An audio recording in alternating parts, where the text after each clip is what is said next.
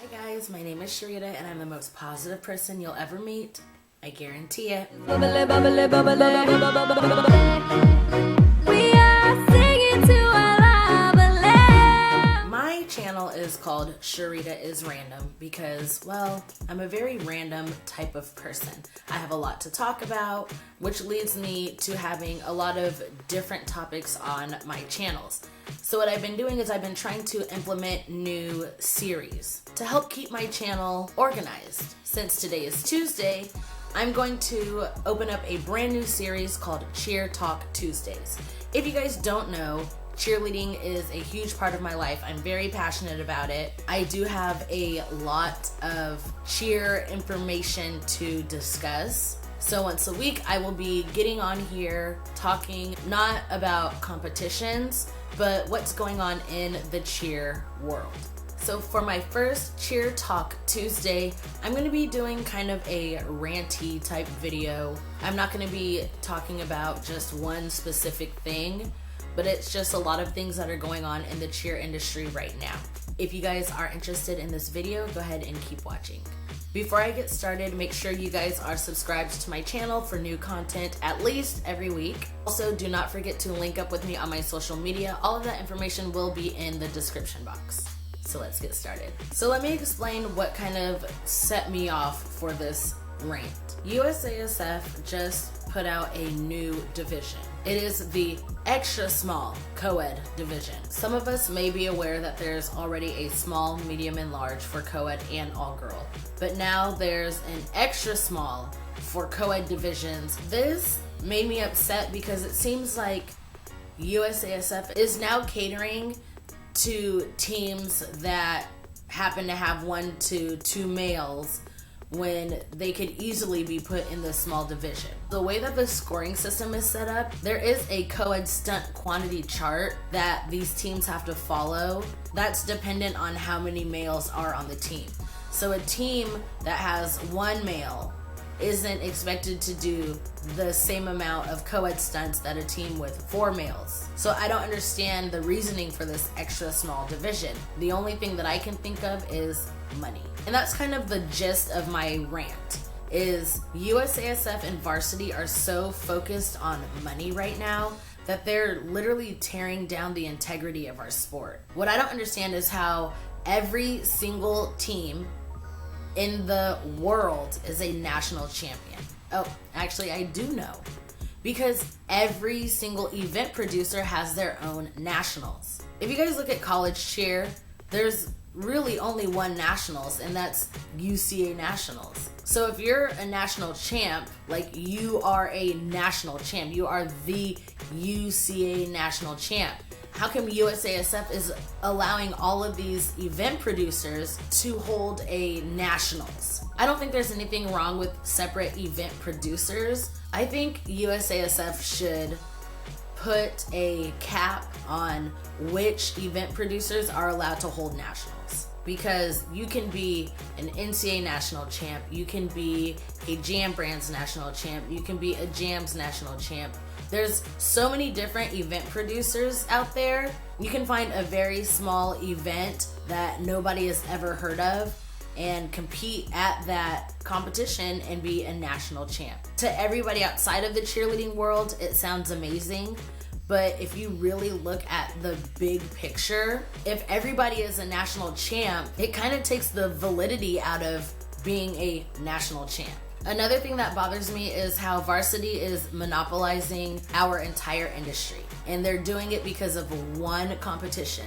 And that one competition is Summit. There have been a handful of independent event producers that have chosen to merge with varsity because nobody is going to their competitions anymore. Because Summit is varsity sanctioned. It's not USASF sanctioned, it is varsity sanctioned.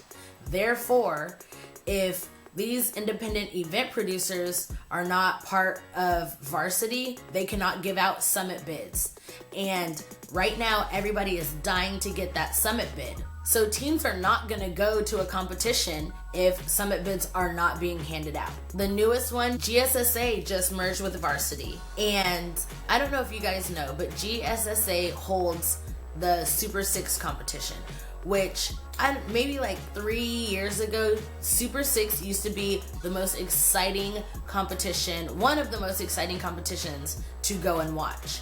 There were so many Worlds teams that were competing to get into this top 6 spots, and then it was like a battle of the top 6 Worlds teams at this one competition, and then I think they gave out like 2 paid bids to Worlds. Well, up until a couple weeks ago, GSSA was not part of varsity. And what did varsity do? They held a competition the same weekend as Super 6, and that Super 6 competition didn't even have enough Worlds teams to have a Super 6, because everybody else was going to this varsity event that was in the same location. They were both in Southern California. I'm not saying varsity is forcing people to merge with them, but it's definitely a monopoly. If these independent event producers are not merging with varsity, they're losing money, they're losing clients, all because of Summit. That's what it comes down to. What happened to the days when not every single team got a bid to Worlds? I honestly think that they need to stop giving away so many bids. And I'm tired of people going, well, what about the experience?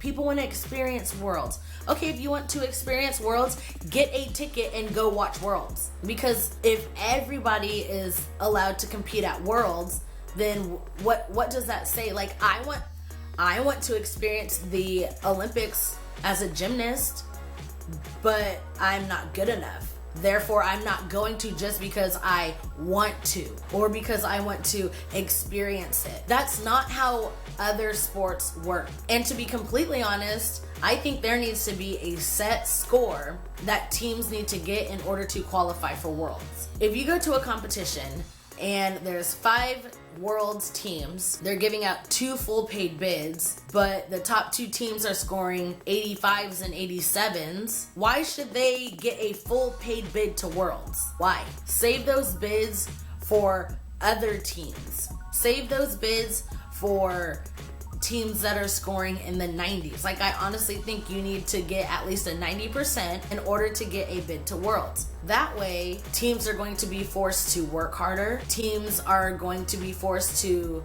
go down to a level that they need to be. We're not trying to make level 5 an all-inclusive level.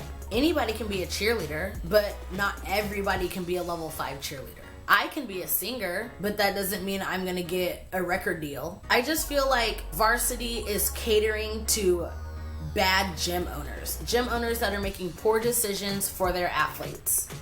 They're allowing gym owners they allow anybody to open up a gym just as long as they are giving varsity money. And I have a huge problem with that. I know a lot of people that are associated with varsity and USASF, they don't like to compare cheerleading to gymnastics, but cheerleading needs to be compared to another sport that is judged, because clearly we're doing something wrong. We're not moving ahead. So then Justin Carrier puts out this letter, and I'm just gonna read you the part that really upset me.